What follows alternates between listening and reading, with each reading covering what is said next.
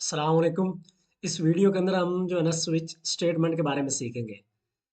जब हम multiple condition को चेक करने के लिए मल्टीपल इफ एल्स कंडीशन इस्तेमाल करते हैं, इसी तरह सेम एज इट इज़ जो हमारा स्विच स्टेटमेंट है उसको भी हम मल्टीपल कंडीशन के लिए चेक करते हैं। अगर हम कोड को ज़्यादा अच्छा और रीडेबल बनाना चाहते हो तो मल्टीपल इफ एल्स कंडीशन के बजाय जो है ना हम स्विच स्टेटमेंट यूज़ कर लेते हैं। तो सबसे पहले हम बेसिक स्ट्रक्चर इसका देख लेते हैं। Hash includes IO stream header file हमारी हुई। इसके बाद यूजिंग एसटीडी, यहाँ पर हमारा मेन फंक्शन आएगा और उसके नीचे करली ब्रेसेस। सबसे पहले जो इसका हम जो है ना स्विच हमारे पास कीवर्ड आएगा, स्विच कीवर्ड। उसके बाद हम जो भी कंडीशन चेक करना चाहते हैं वो हमारा इधर आएगा। उसके बाद हमारी करली ब्रेसेस, करली ब्रेसेस के अंदर हम जो है ना हम केस बनाएंगे, मल्टीपल केस। तो हम इसको जो है ना वो भी प्रैक्टिकल देख लेते हैं। सबसे पहले हम एक यूज़र से जो है ना वो इंटीजर टाइप का एक वेरिएबल डिक्लेयर करते हैं और यूज़र से जो है ना उसके ऊपर इनपुट लेते हैं। ठीक है, यूज़र जो है ना वो कोई नंबर इंटर करेगा और हम जो है ना हमारे वीक के जो दिन है ना उनको फाइंड करते हैं। इंटर दी नंबर, ठीक है। अगर कोई एक नंबर इंटर करेगा तो यहाँ हम जो है ना वो एंडल ऑपरेटर यूज़ करते हैं ताकि हमारी जो इनपुट है ना वो नेक्स्ट लाइन के ऊपर जो है ना वो शो। यहाँ पर जो है ना स्विच, SWITCH स्विच कीवर्ड, और यहाँ पर जो है ना नंबर हमने लिखा। उसके बाद हमारी करली ब्रेसेस, करली ब्रेसेस केस वन में केस बनाना है, इसके अंदर मल्टीपल केस है। उसके बाद आपने कॉलर लगाना है। यहाँ सी आउट आप जो भी डिस्प्ले करवाना चाहते हो। जैसे मैं कहता हूँ कि अगर मेरा जो है ना वो वन इंटर करें तो मेरा डिस्प्ले होना चाहिए मंडे।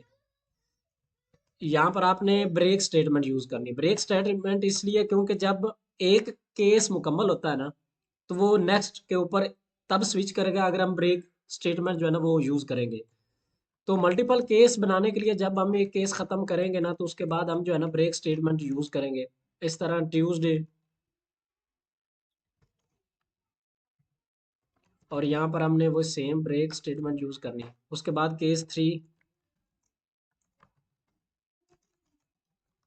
यहाँ पर हमने वेनसडे,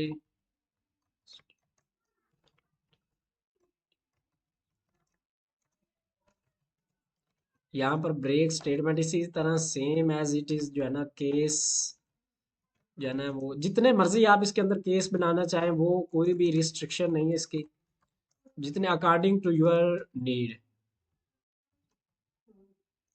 ठीक है जी, यहाँ पर ब्रेक स्टेटमेंट और इधर केस जो है ना फाइव,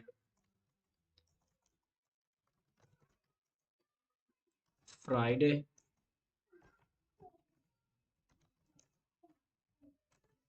यहाँ पर हमारी उसी तरह same as it is break statement आपने यूज करनी है। उसके बाद केस सिक्स, यहाँ पर मेरा सैटरडे, सैटरडे, यहाँ पर ब्रेक स्टेटमेंट। और इस तरह केस, सॉरी ये केस सिक्स होगा। और यहाँ पे के जो है ना केस सेवन, सी आउट जो है ना वो डिस्प्ले करवाता हूँ संडे।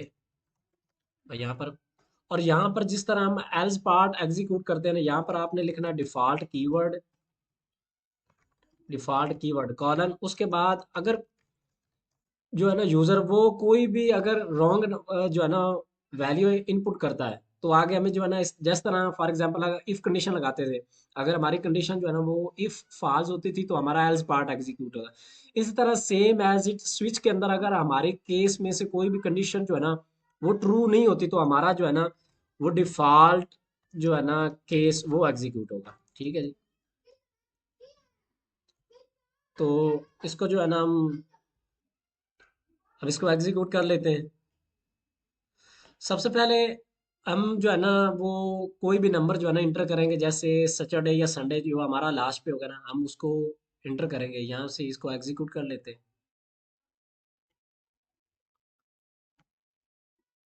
अब लेट्स सपोज मैं नंबर इंटर करता हूँ सिक्स, तो मेरा सैटरडे, ठीक है। तो सबसे पहले जो है ना हमारा कोड जिस तरह हम मल्टीपल इफ कंडीशन यूज करते हैं ना, वन बाय वन कंडीशन जो अगर फॉल्स होती तो वो नेक्स्ट कंडीशन के ऊपर चला जाता है। इस तरह next same as it is हमारा काम होता है। सबसे पहले मैंने इसके अंदर जो है ना वो लेट्स सपोज 5 या 6 एंटर किया।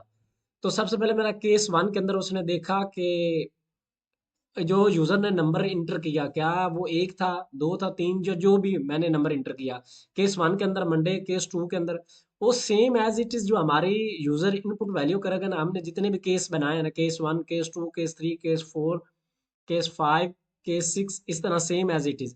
तो वन बाई वन को चेक करता जाता है, और जब हमारी जो भी कंडीशन केस इसके अंदर ट्रू होगा वो जो उसका पार्ट्स है ना वो उसकी बॉडी उसको एग्जीक्यूट करेगा। अब जो है ना हम जो है ना इसकी जो हमने केस दिए उससे अब जो एक नंबर जो है ना वो ऊपर इंटर करते हैं, जैसे कि हम इनवैलिड नंबर इंटर करते हैं। तो देखते हैं कि हमारा जो है ना वो डिफॉल्ट वो ऑप्शन वो एग्जीक्यूट होता है या फिर नहीं। अब लेट्स सपोज मैं इंटर करता हूँ जैसे कि 9 कर लें, तो देखें इनवैलिड नंबर।